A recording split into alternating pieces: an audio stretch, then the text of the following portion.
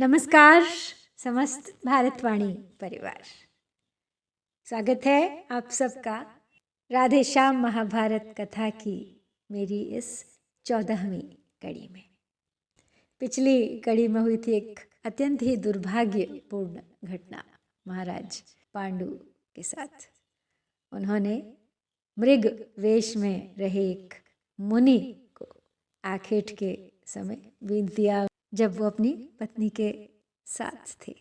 उनकी मृत्यु हो गई। परिणाम यही हुआ कि पांडु हो गए श्रापग्रस्त। उनकी भी मृत्यु उसी प्रकार से होगी, ऐसा श्राप मिला उन्हें मुनि से, अर्थात अपनी पत्नी के साथ सहवास के समय वो मृत्यु को प्राप्त होंगे। तो पांडु का जीवन ही बदल गया। जितना आनंद भरा उनका जीवन अब तक वन में बीत रहा था, अब वो जीवन उतना ही रसहीन हो गया। बस अपनी इसी दिनचर्या में महाराज पांडु भी और दोनों रानियां कुंती और माद्री भी अपने नारी धर्म अनुरूप रहने लगी। उसी में उन्होंने अपना सुख खोज लिया। अधिकतर ऋषियों मुनियों की संगत में उनके उपदेश सुनकर ही वो अपना दिन बिताया करते थे। लेकिन फिर अचानक ऐसे ही ऋषि मुनियों की संगत में कुछ बात उभर के सामने आई जिसने उन्हें चिंतित कर दिया। तो आज वहीं से आरंभ करते हैं। यूं ही जब कुछ दिन रहे भूपति सुख संपन्न, तब सहसा एक दिन हुई नई बात उत्पन्न। घटना यूं घटी कि ऋषियों में जिनके परिपक्व विचार हुए, वे स्वर्गलोक की यात्रा को सशरीर सभी तैयार हुए। उनके संग चलने को नृप ने इच्छा अपनी भी जतलाई, लेकिन उनको संग ले जाते ऋषियों की मति कुछ सकुचाई।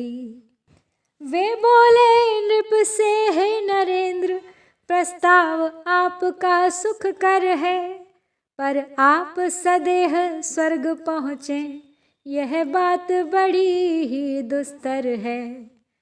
कारण यह है कि यहाँ पर से जो मार्ग स्वर्ग को जाता है, उसमें जो संकट आते हैं उनसे मन अति घबराता है। यद्यपि तपस्वियों की नाई जीवन आपने बनाया है, फिर भी मद अंग आपका यह इस योग्य नहीं हो पाया है। आगे भी अवसर आएगा, इसलिए आप चिंता न करें। इस समय हमारे साथ आप इस यात्रा की इच्छा न करें। ऋषियों ने जब इस तरह बात न की स्वीकार, पांडु भूप के चित्त ने पाया खेद अपार।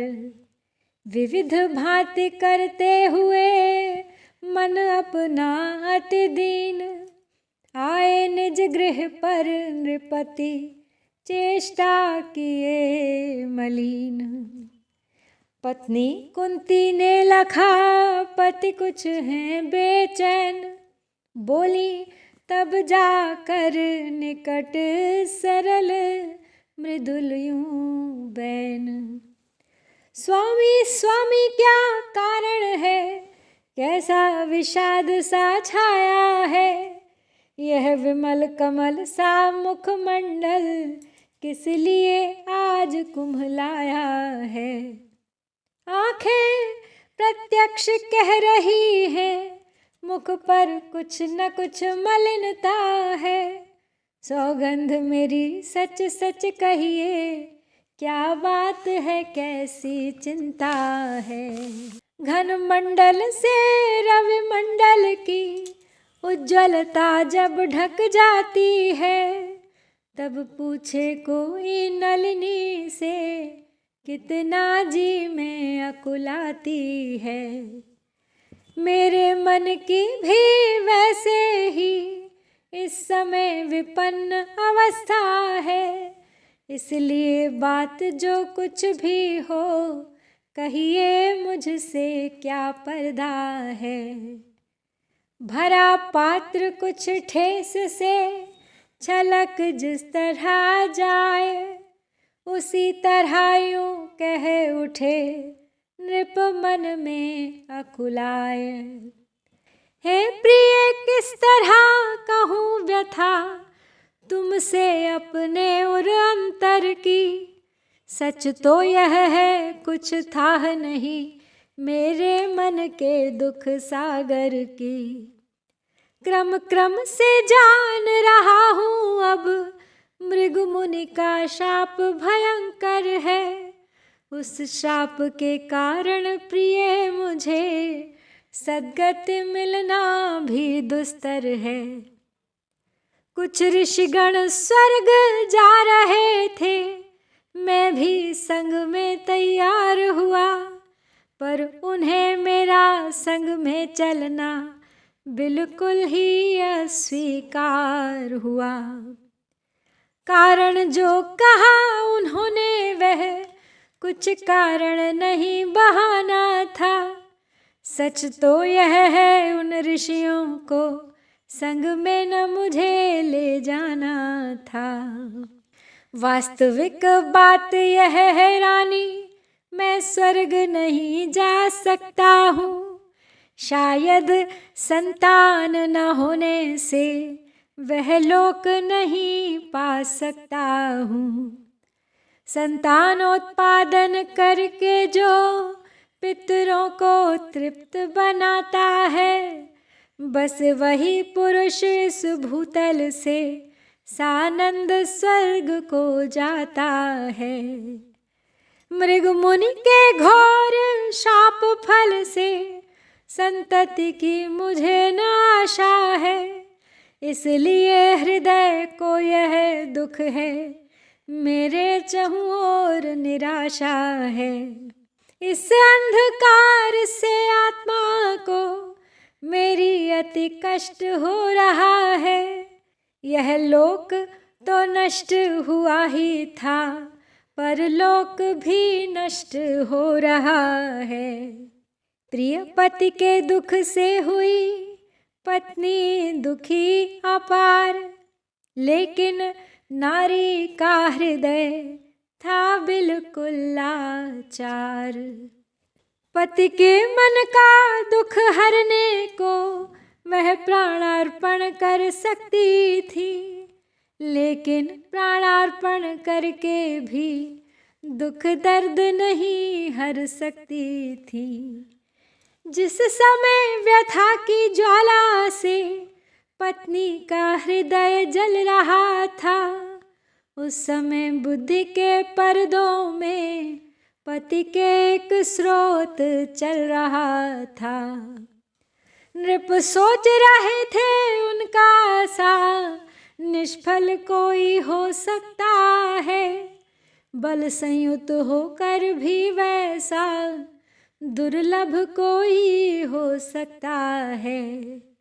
राजा है वे पर मन उनका सुख की दृष्टि से भिखारी है, उनसे बढ़कर शायद कोई दूसरा न और दुखारी है।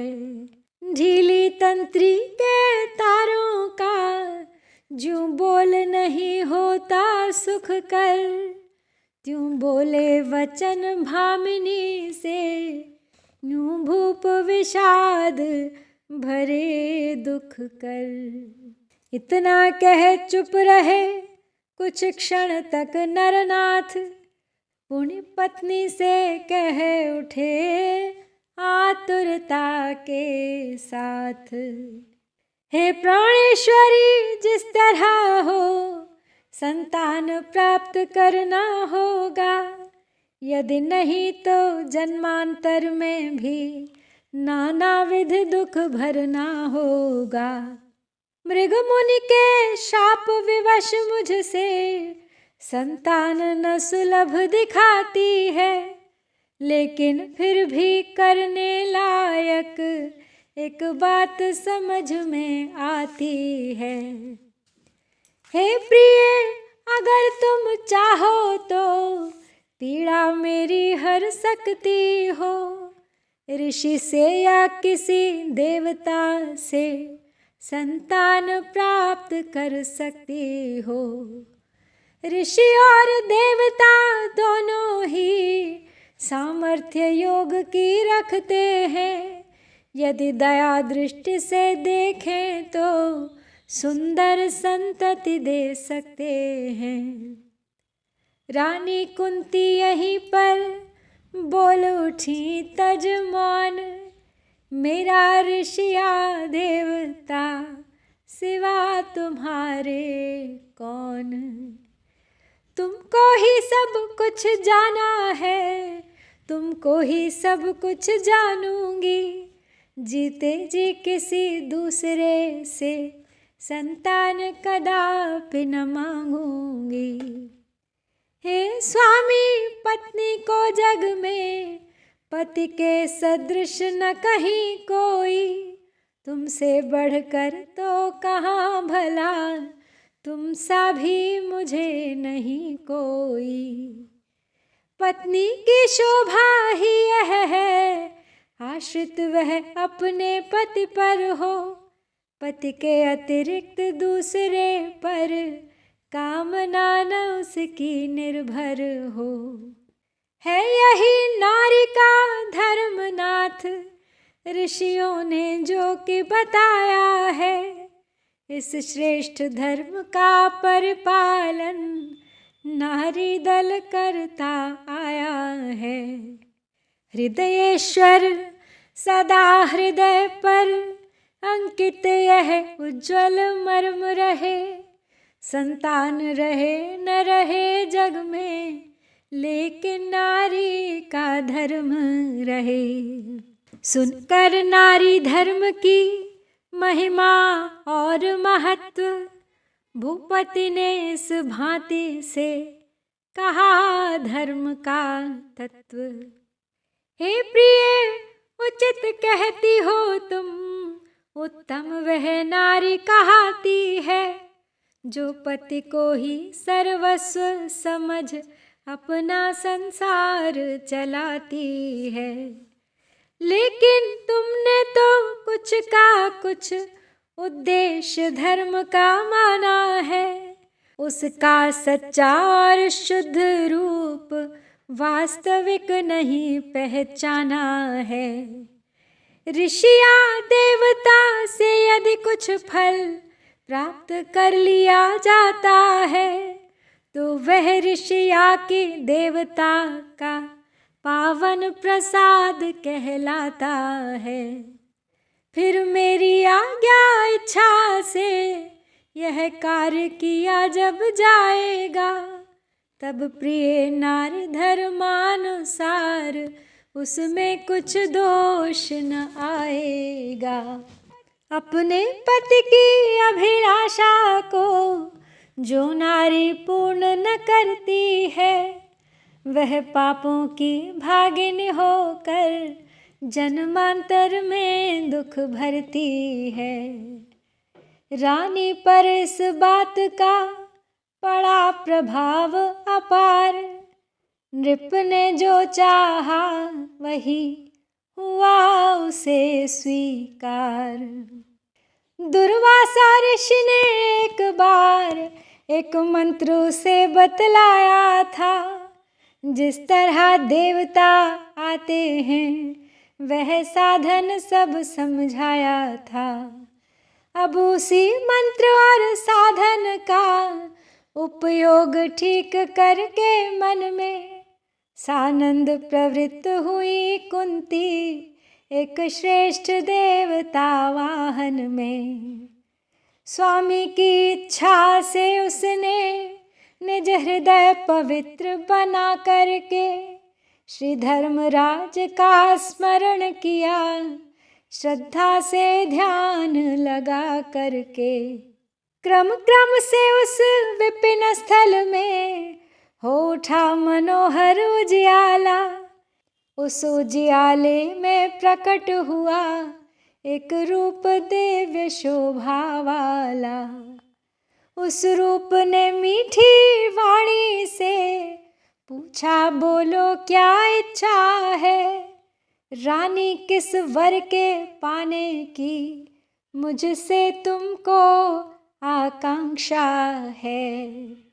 धर्मराज के रूप को कर साष्टांग प्रणाम, रानी कुंती इस तरह बोली वचन ललाम। हे धर्मराज, अपने निमित्त मेरी कुछ नहीं प्रार्थना है, पति के कल्याण हेतु ही बस संतति की मुझे कामना है।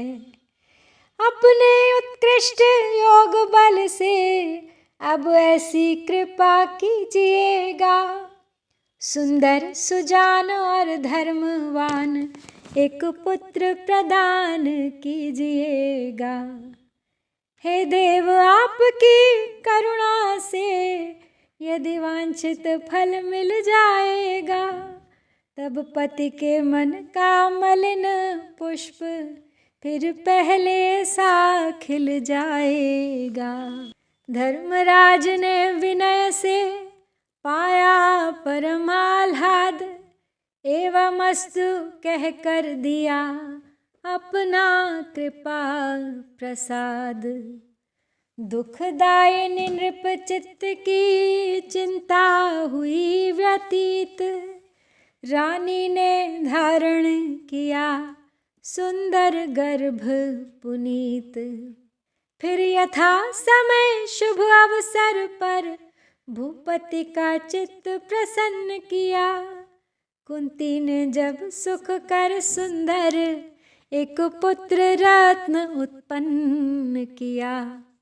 जिस समय पुत्र का जन्म हुआ, उत्फुल्लित सारी सृष्टि हुई, वन उपवन सब फल फूल उठे, नभ से पुष्पों की वृष्टि हुई।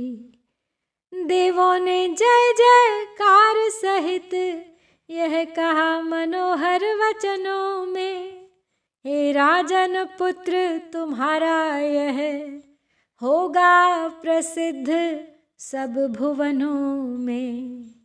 जग में यह रुचिर युधिष्ठिर के नाम से पुकारा जाएगा, परिपूर्ण सत्यवादी होकर जनता में आदर पाएगा।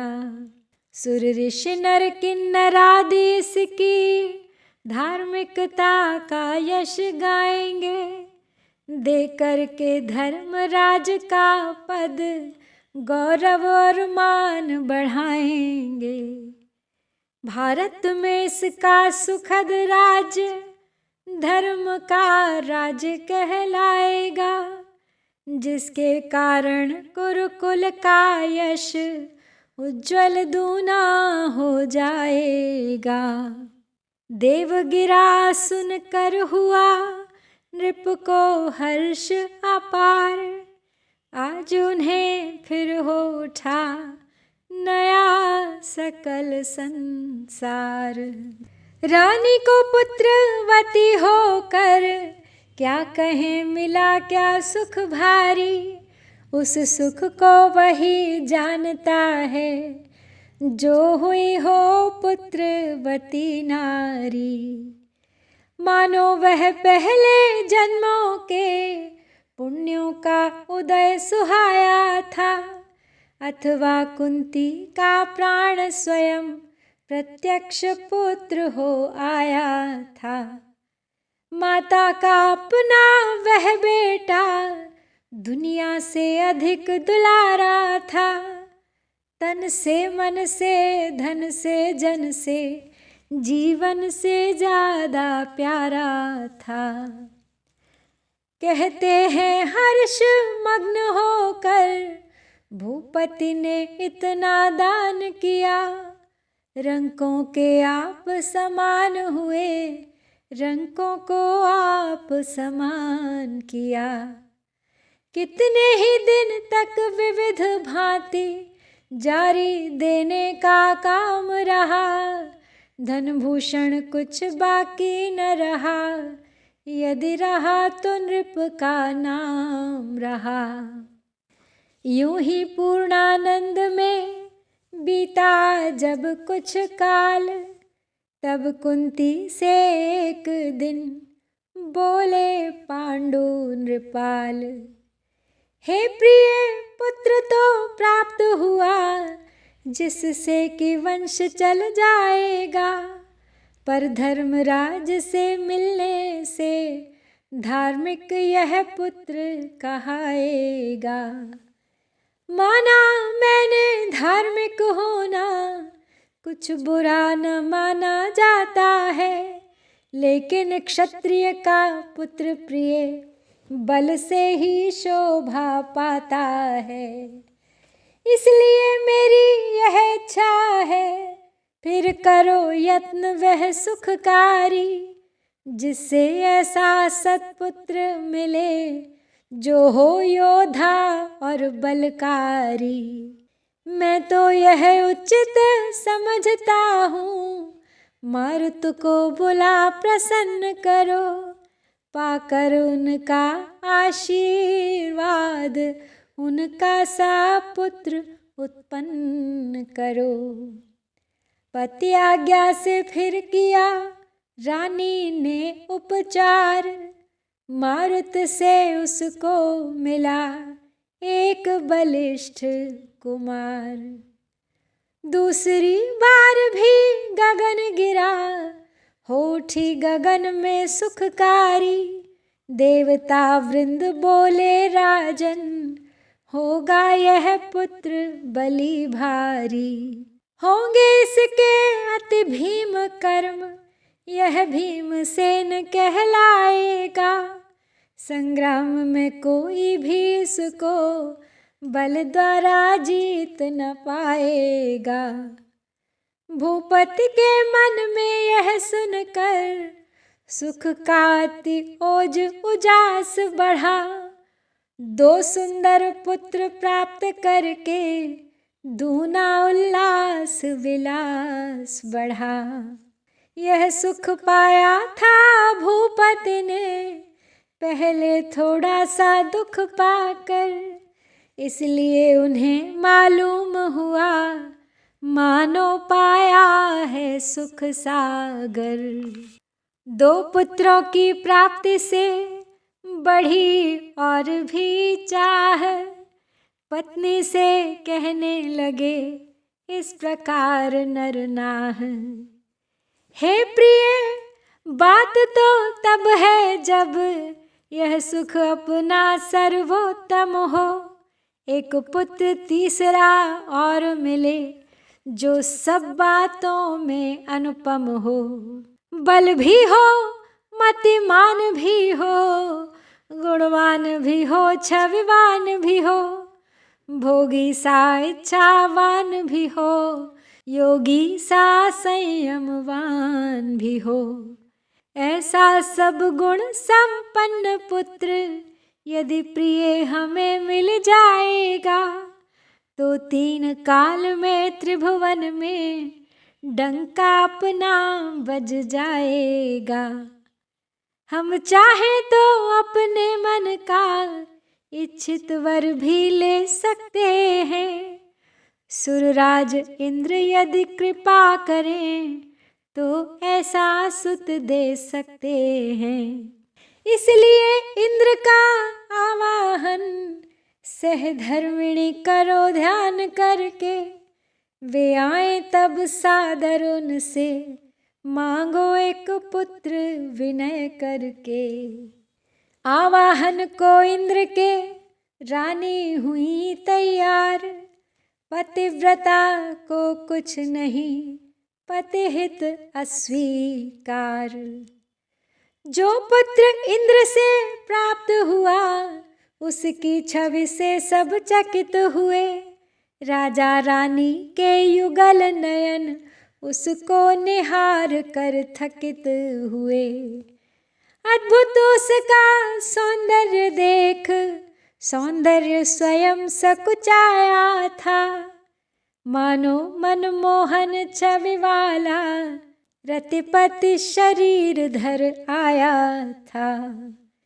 पूर्वानुसार फिर गगन गिरा, बोली वाणी अति सुखकारी, हे भूप आपका यह सुपुत्र होगा अति उत्तम धनधारी। अर्जुन का श्रेष्ठ नाम पाकर यह जग में जाना जाएगा, भुजबल से देशों देशों पर निज विजय ध्वजा फहराएगा। तीन पुत्र यूं प्राप्त कर त्रिभुवन राज समान, कुंती से फिर एक दिन बोले भूप सुजान। हे प्रिय, माद्री कहती थी उसकी भी कुछ अभिलाषा है, संतान सुखामृत के निमित्त उसका भी हृदय प्यासा है। मेरी भी इच्छा है उसको माता की पदवी मिल जाए, जग में उसका नारी जीवन जननी का जीवन कहलाए। मैं आग्रह तुमसे करता हूँ, उसको भी यत्न बना दो तुम, अपने समान ही पुत्रवती उसको भी प्रिय बना दो तुम।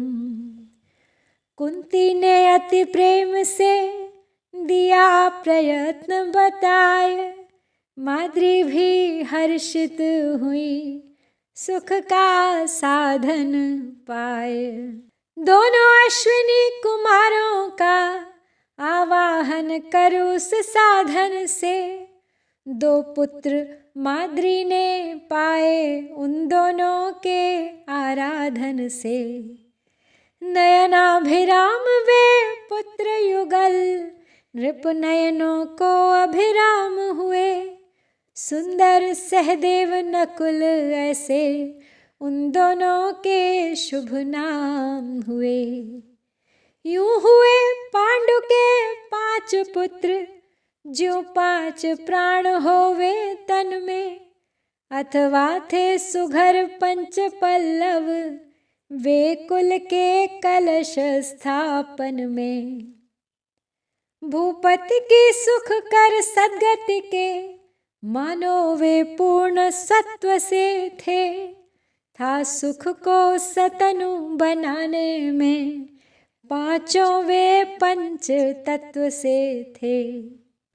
उदय हुआ रविराग का, अस्त हुआ वैराग्य, भूपति का सा फिर मिला भूपति को सौभाग्य। एक समय निज चित्त में पाकर पूर्ण प्रमोद, कुंती माद्री से लगे करने भूप विनोद। बोले कुंती तुम हार गई, माद्री ने तुम्हें हराया है। निज चतुराई का चमत्कार उसने दूना दिखलाया है। तुमने तो एक बार में बस एक ही देवता बुलवाया, पर उसने 2 देवता बुला एकदम 2 पुत्रों को पाया। तुमने ही मंत्र बता करके माद्री को यत्न बताया था, इस तरह हुई तुम गुरु आइन और चेली उसे बनाया था। लेकिन अब आकर विदित हुआ यह बात बड़ी अलबेली है। जो चेली थी गुरु आइन है, गुरु आइन थी वह चेली है। इतना कहकर हास्य में पड़े भूप मुस्काए, कुंती पति की बात से मन में गई लजाए। लेकिन फिर तत्क्षण बोल उठी, हाँ बात बड़ी अलबेली है, गुरु आइन की और चेली की, यह अच्छी गढ़ी पहेली है।